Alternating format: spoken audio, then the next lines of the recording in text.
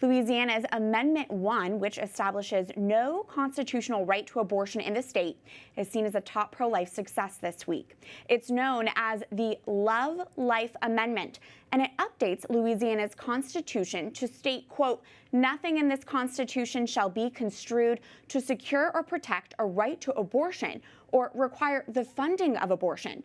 Amendment 1 passed with a strong majority with 62% support in the state. Liz Murrill is the Solicitor General of Louisiana.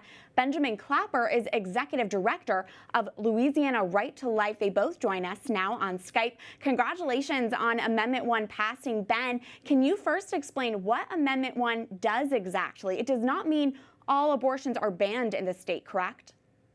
Yeah, Catherine, thanks for having us on. You're right. Amendment 1, the Love Life Amendment, doesn't mean that all unborn babies are protected by law from abortion right now, though we certainly hope it helps to pave the way to that down the road. At the basic core of Amendment 1, it makes sure that a judge cannot establish or find a right to abortion in the state's constitution. This has happened in 13 other states as recently as Kansas in 2019. So basically, the state court of Kansas struck down a pro-life law because they found a right to abortion in the state's constitution.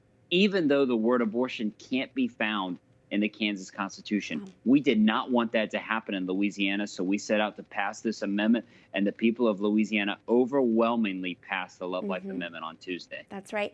Liz, will Amendment 1 really only come into play if Roe versus Wade were to be overturned? Can you explain how this is different than the trigger law already in place in your state?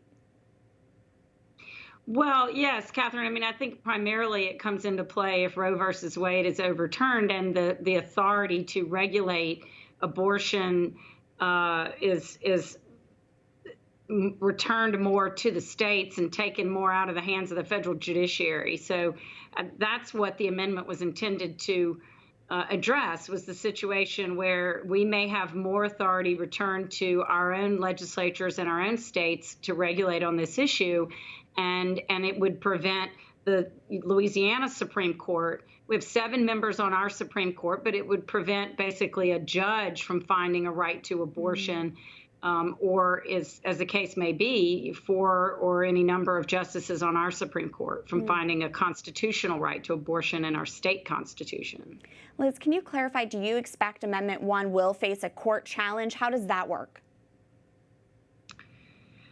You know, they could try. I don't see why there's any basis to challenge it at this point. It doesn't prohibit anything that's not already. I mean, we're already regulated by Roe versus Wade and by the federal judicial system. I mean, the federal cases on this. So I don't see any basis on which to challenge the amendment. That doesn't mean that we won't be challenged. Ben, Louisiana really continues to be a leader in the pro-life movement. Your state passed this pro-life amendment. Louisiana is home to a number of pro-life Democrats, including State Senator Katrina Jackson, who authored this amendment, and Governor John Bel Edwards. Ben, what can other states do to follow Louisiana's lead in creating a culture of life?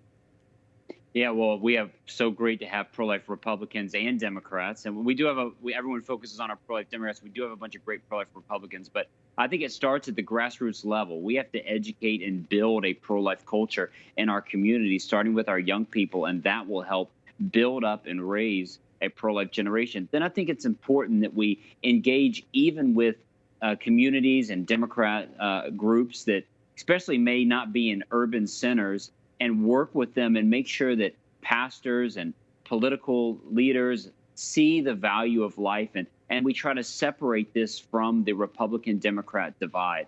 That's what we've been able to do in Louisiana, and we've seen Democratic politicians follow along, and maybe they know in their heart that being pro-life is important, but politically it's been difficult for them.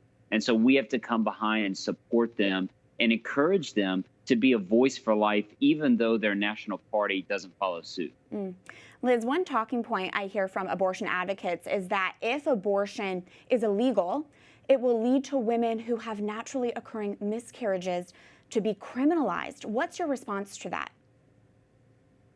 Well, I think it's just wrong, and I think that it's trying to distract from the real core of what the amendment does. It's trying to make people fear something that's not really at issue. So it's just wrong. Ben, each state really has its own culture. There was a pro-life ballot initiative in Colorado this week that would have banned late-term abortions. It did not pass.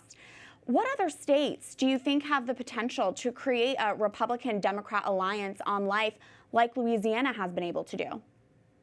Well, I think a lot of those states who find themselves with a strong pro-life majority need to try to develop and cultivate that relationship. And, Planned Parenthood and the abortion industry really went into Colorado and spent a lot of money and outspent the pro-life groups there. When you're going into a ballot initiative like this, we have to be prepared to fight, and we have to have the resources we need to be able to pass an amendment like this. I believe if it wasn't for our grassroots and our ability to fundraise and put messages on TV and radio across the state, our results could have been different. The pro-life movement has got to be serious in that it's not just about hoping that we win, but we have to fight and make sure that we win. Liz, can you speak to Louisiana Attorney General Jeff Landry and the role he plays in advancing the pro-life issue in your state? Well, General Landry has been a great advocate for life. He's been very supportive of all the pro-life laws that our legislature has passed. And, we are prepared to defend those laws when the legislature passes them.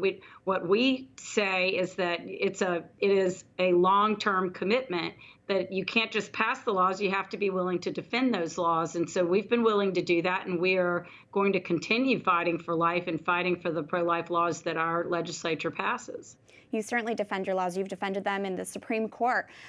Ben, as of this recording time, Thursday afternoon, November 5th, this presidential race is still a nail-biter. Ben, as a pro-life leader, what is your message to the elected president? Well, our message to the elected president is that, really, whether you're Republican and Democrat, we need to come together to protect every American citizen, and that includes the children that are born.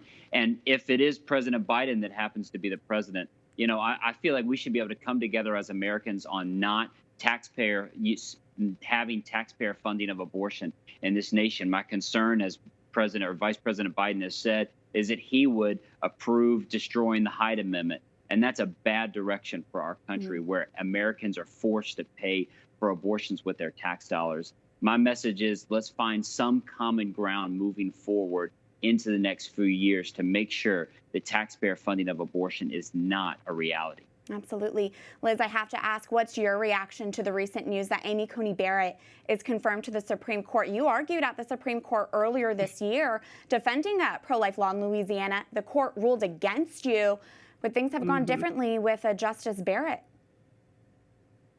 Certainly they might have. There's no way to know. But, I think that we have seen some good results, even though we lost the defense of our law, we still gained some ground, I think, with the June medical opinion. And we're seeing that play out now in courts of appeal and federal courts of appeal. And we have an issue now where the U.S. Fifth Circuit just this week vacated a panel opinion and has decided to go en banc and hear a case out of Texas on their dismemberment ban to decide essentially whether the chief's opinion in June medical is the controlling opinion, and to align itself with the Eighth Circuit and the Sixth Circuit. So we are seeing some fruits from June medical. It was disappointing to lose the case, but at the same time, I think we now view that loss as a win. Well, thank you both for your pro-life leadership and for being here today. Liz Murrill, Louisiana Solicitor General;